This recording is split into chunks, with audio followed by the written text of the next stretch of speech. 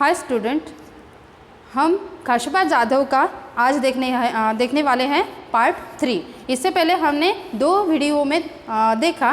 First video में हमने देखा कि काशिफा जाधव जो है वो कहाँ से बिलोंग करते थे और वो रेसलिंग में कैसे एक्सपर्ट हुए और उनके फैमिली के बारे में इंफॉर्मेशन हमने फर्स्ट इसमें देखी थी। ओके, अब हम देखने वाले हैं सेकंड पार्ट में हमने देखा कि ओलंपिक गेम्स क्या होते हैं, ओलंपिक गेम्स में कौन से गेम्स खेले जाते हैं और काशिफा जाधव ने कैसे स्ट्रगल करके फर्स्ट इसमें वो गए और 6th प्लेस पे जीत के आए। और सेकंड इन 1952 में वो जाना चाहते थे, लेकिन उनको कौन सी प्रॉब्लम्स का सामना करना पड़ा, क्योंकि उन दिनों गवर्नमेंट के तरफ से कोई भी पैसा स्पोर्ट्समैन को जाने के लिए नहीं मिलता था, उसका रहने का और वहाँ पे ट्रैवलिंग पे मीन्स जहाँ पे ओलंपिक गेम्स होते हैं वो सारे मीन्स खर्चे जो है जाने के और वहाँ पे रहने के, वो सारे खर्चे जो है वो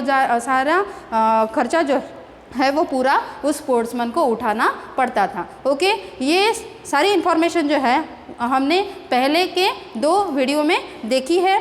तो अभी सेकंड टाइम इन 1952 में जब काशिफा जाधव जाना चाहते थे तो उनके सामने कौन सी प्रॉब्लम्स आई और उनका जाना कैसे पॉसिबल हुआ, वो सब कुछ हम देखेंगे। और वहाँ पे जाके काशिफा जाधव ने कैसे इंडिया के लिए ब्रॉन्ज मेडल जीत के लाया, इसकी स्टोरी हम इस आज के वीडियो में देखने वाले हैं। Okay, so take a pencil in your hand and open the page number 15 of your English textbook. Okay, so अब हम देखेंगे कि काशिफा जाधव जब सेकंड टाइम जाना चाहते थे तो तब क्या हुआ था। देखिए, हमने पार्ट 2 में ये पैराग्राफ देखा हुआ है कि also in those days Olympic participants had to spend their own money for traveling to and staying in the place where the games were held. Means जहाँ पे गेम्स खेले जाने वाले थे तो वहाँ पे जाने का और वहाँ पे रहने का खर्चा जो है वो पूरा उस स्पोर्ट्समैन को या उस प्लेयर को ही करना पड़ता था। Okay, it was very expensive. Khashaba Jadhav के लिए ये बहुत ही एक्सपेंसिव था, बहुत ही कॉस्टली था। Okay, Khashaba did not have that much money and he did not get any money from the government. Means उन दिनों गवर्नमेंट से कोई भी अनुदान उन प्लेयर को नहीं मिलता था, क्योंकि आजकल हम देखते हैं कि क्रिकेट की टीम अगर अब्रॉड में कोई भी कंट्री में खेलने के लिए जाती है तो उनका ट्रैवलिंग का, उनका रहने का पूरा खर्चा जो है वो गवर्नमेंट उठाती है, लेकिन काशिफा जाधव के टाइम पे ऐसा नहीं था। Okay, then at last the principal of Rajaram college gave his own house to get the money. Other people in Kashifa's village also help. हमने पहले ही देखा हुआ है कि राजाराम कॉलेज के जो प्रिंसिपल है उनको बहुत ही ट्रस्ट था कि ये बच्चा अगर जाएगा, ये लड़का अगर जाएगा ओलंपिक गेम्स में तो वो इंडिया का नाम ज़रूर रोशन करेगा और जीत के ही आएगा। ये उनको विश्वास था, ट्रस्ट था। इसके लिए उन्होंने अपना खुद का घर काशिफा जाधव के लिए बेच दिया और उन पैसों से वो पैसा जो है वो काशिफा जाधव को दिया और अदर पीपल्स जो है कुछ उनके गोलेश्वर गांव के लोग जो है उन्होंने भी कुछ मनी कलेक्ट करके काशिफा जाधव को हेल्प की और और इस तरह से काशिफा जाधव का जाने का जो जुगाड़ है या जाना जो है ओलंपिक गेम्स में वो पॉसिबल हुआ। ओके, अब हम देखते हैं last means in this video आगे क्या हुआ। Then the 1952 Olympic were held at Helsinki. Finland नाम की एक कंट्री है, वहाँ पे हेलसिंकी सिटी में 1952 के ओलंपिक गेम्स होने वाले थे। ओके, हेलसिंकी के नीचे अंडरलाइन करो एंड द 1952 इस पूरी लाइन को अंडरलाइन करो। Okay, there Khashaba Jadhav had to face opponents from Russia and the Gulf countries. Okay, Khashaba Jadhav को शुरुआत में अपोनेंट्स कौन थे? रशिया के नीचे underline and Gulf countries. He won the first 5 bouts quite easily. He won each bout within 5 minutes. Gulf countries के साथ और रशिया के साथ खशबा जाधव की मैचेस हुई और वो जो मैचेस है फर्स्ट 5 बाउट्स मीन्स शुरुआत की जो 5 बाउट है 5 रेसलिंग की जो मैचेस हैं वो उन्होंने 5 मिनट्स में जीत ली। मीन्स हर एक मैच जो है वो 5 मिनट में उन्होंने जीत ली। देन इतने स्ट्रांग वो प्लेयर थे। लेकिन हमने देखा है कि स्पोर्ट्समैन फ्रॉम अदर कंट्रीज़ जो बहुत ही एक्सपर्ट होते हैं, जो बहुत ही एक्सपर्ट और मंझे हुए फैंटास्टिक खिलाड़ी होते हैं वही वहाँ पे खेलने के लिए आते हैं। तो रशिया और गल्फ कंट्रीज़ के साथ तो उन्होंने 5 मिनट्स में एक मैच निकाल लिया। ऐसे 5 मैचेस उन्होंने 5 मिनट में जीत लिए। लेकिन आगे भी ऐसा ही हुआ होगा ये कुछ ज़रूरी नहीं है। तो आगे देखते हैं। Then he had to face a wrestler from Japan. They were both well matched. The bout lasted for 15 minutes. Khashba lost the match by just 1 point. देखिए अब यहाँ पे क्या हुआ कि जापान का जो रेसलर था वो बहुत ही स्ट्रॉन्ग प्लेयर था इन द मीन्स खशबा जाधव के जैसा ही। वो दोनों भी बहुत ही अच्छे और स्ट्रॉन्ग प्लेयर थे। They were both well match, दोनों ने भी बहुत अच्छे से मैच खेली। Then the bout last for 15 minutes. पहली मैचेस जो है वो खशबा जाधव ने 5 मिनट में जीत ली। लेकिन यहाँ पे जापान का जो प्लेयर था, जापान का जो रेसलर था, उनके साथ उनको खशबा को मैच खेलने में पूरे 15 मिनट्स उन दोनों की मैच जो है वो चली। Then Khashaba lost the match by just 1 point और एक ही पॉइंट से खशबा जाधव जो है वो मैच हार गए। Okay, then he was exhausted. Exhausted के नीचे अंडरलाइन करो। एग्जॉस्टेड मीन्स टायर्ड या फिर उनको बहुत ही थकान महसूस हुई after the bout. But he was asked to wrestle with a Soviet wrestler immediately. Immediately means very fastly. इसके नीचे भी आप अंडरलाइन करो। तो यहाँ पे जैसे ही जापानी रेसलर के साथ वो 1 पॉइंट से मैच हार गए तो पता नहीं वहाँ पे उनको क्या लगा हुआ, उनके मन में क्या विचार आए होंगे। तो उन्होंने ही वॉज एग्जॉस्टेड, वो बहुत ही थके हुए थे, वो बहुत ही टायर्ड हो चुके थे। But he was asked to wrestler with a Soviet wrestler immediately. Soviet wrestler जो है उनके साथ उनकी नेक्स्ट मैच थी, खशबा जाधव की मैच सोवियत रेसलर के साथ थी अगली वाली। बट उन्होंने बहुत ही तुरंत उसी टाइम पे उन्होंने सोवियत रेसलर को मैच के लिए चैलेंज दे दिया। Then this was against the rules. ये जो है वो रूल्स के खिलाफ था, वो नियमों के विरुद्ध था।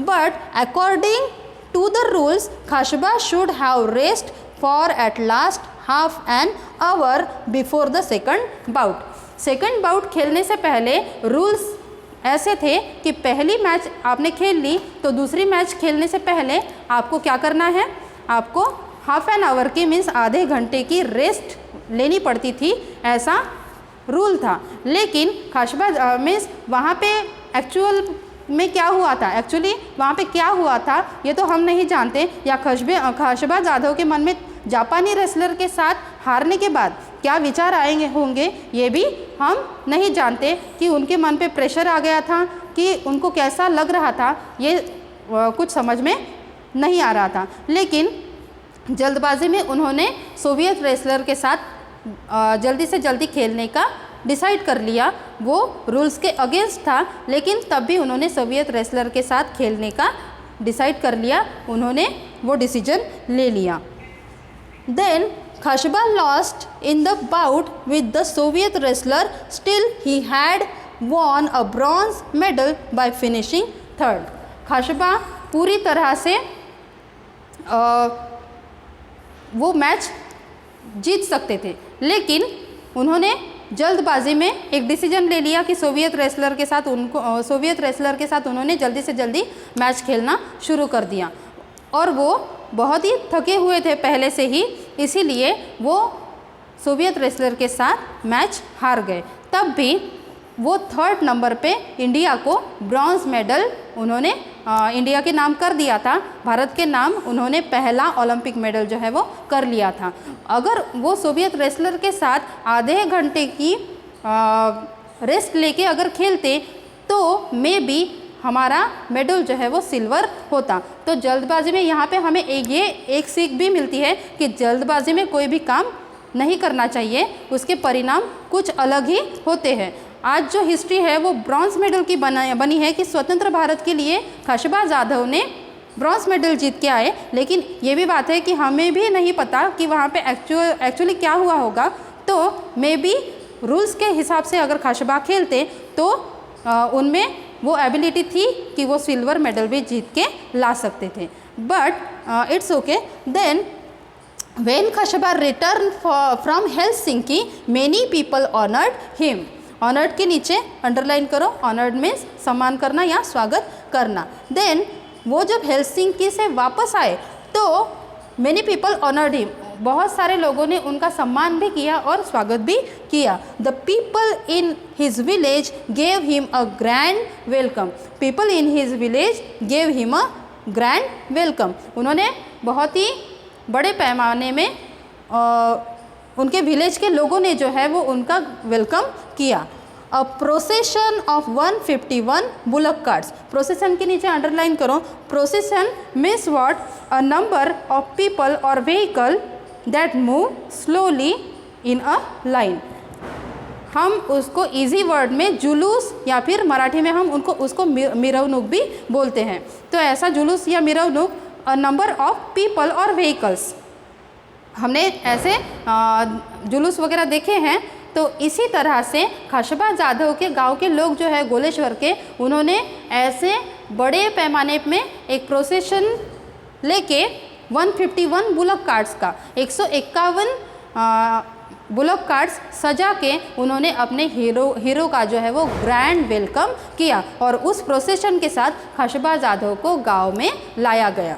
Then bullock carts waited for him in his home village of Goleshwar. वो गोलेश्वर में पहुंचने के पहले वो 151 बुलक कार्ट्स के प्रोसेशन के साथ गोलेश्वर के पीपल जो है, गोलेश्वर के लोग जो है वो उनकी राह देख रहे थे, वेट कर रहे थे, इंतज़ार कर रहे थे। The villagers carried their hero home to the sound of ढोल।